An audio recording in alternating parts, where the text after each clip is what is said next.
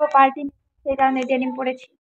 ভেবেছিলাম শাড়ি পরে করবো কিন্তু বোঝাই যাচ্ছে না, শাড়ি পরিব না, এটা পরেই করে দে।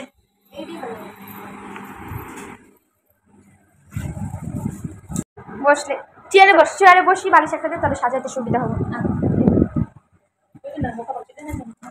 কি কি আছে দেখা, ওই যে সেদিন আনলে এগুলা না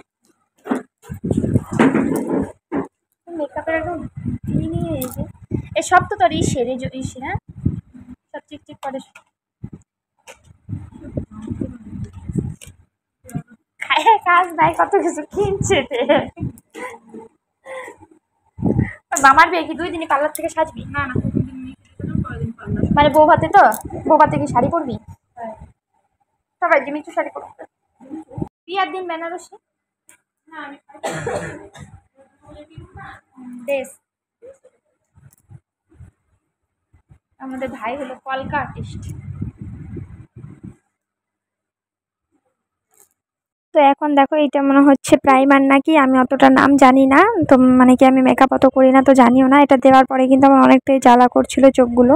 তোমরা কমেন্ট করে বলো যে মেকআপটা কেমন হয়েছে। এমনি সিম্পল বলেছিল যে শাড়ি পরে ভিডিও মানে মেকআপটা কর, তোকে আরো মানে চোখে কি লাগাই ওইগুলো লাগিয়ে দেবো, কিন্তু আমি বললাম না শাড়ি পরবো না, ছেলে ঘুমিয়েছিল উঠে পড়বে, তো এটা পরেই তুই একটু করে দে। তো এখন দেখো এটা লাগিয়ে মানে জ্বালা পোড়া করছিল, তো একটু হাত দিয়ে ইসে করে দিচ্ছিল। তারপরে কি কি লাগাবে ঘন্টা মাথা আমি কিছুই জানি না। একটু পরে দেখবে আমার মুখটা পুরো ভূতের মতো হয়ে গেছে, কিন্তু পরে মেকআপটা পুরোটা করার পরে ঠিক হয়ে গেছে। ওটা মনে হয় এসেছিল কি যে বলে স্প্রে স্প্রে, আর এটা হচ্ছে তোমার কি প্রাইমার মনে হয়, তো সেটাই লাগিয়ে দিচ্ছিল। আমি তো মেকআপের নাম জানি না, যেহেতু আমি শুধু 12 মাস ফেয়ার লাভলি লাগাই, তো আর বেশি কিছু লাগাই না। তো পরে লাস্টে দেখবে মেকআপটা কিন্তু খুবই সুন্দর হয়েছিল। ও একটু একটু মানে একটু কি ভালোই পারে, তো আমার বোন ওই সাজিয়ে দিয়েছিল, বলছিল যে চল তোকে সাজাবো, কদিন থেকেই বলছিল কিন্তু হচ্ছিল না আর কি। তো আজকে সাজলাম। তো এই জামাটা আমি দুর্গাপুজোর জন্য কিনেছিলাম, তো আগেই কিন্তু পরে নিয়েছি।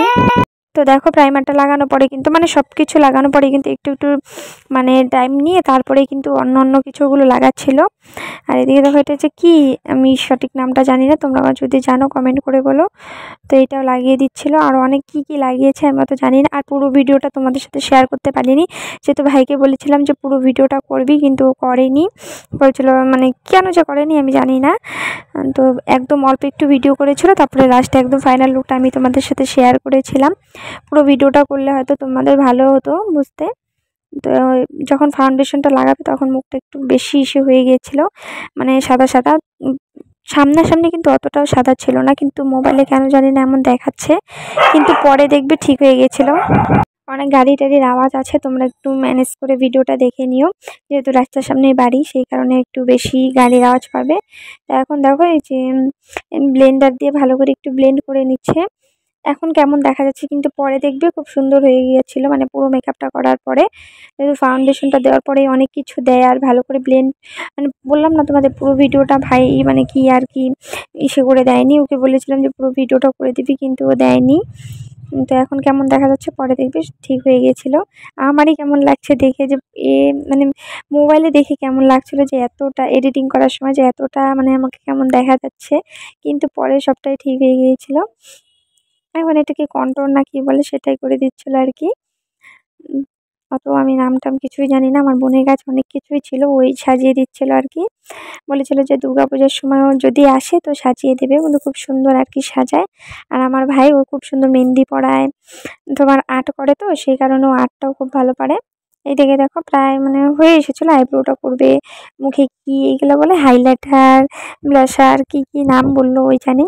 তারপরে চোখে পাপড়ি লাগাতে বলছিল যে পাপড়ি লাগা, বললাম না শাড়ির সাথে ভালো লাগে, এমনি এটা ড্রেসের সাথে কিন্তু ভালো লাগবে না, যেহেতু পাপড়িটা ওর সাইজের তো কেনা, তো আমার চোখে মানে ভালো লাগবে না, একটু বেশি বড় বড় ছিল।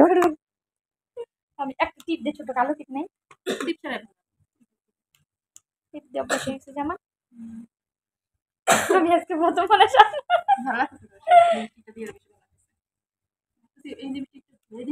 কেন এই দুটো ভালো সেম না আলাদা, এই মানে এক এক পাশে এসে এক পাশে এসে কত করে নিছে এগুলা?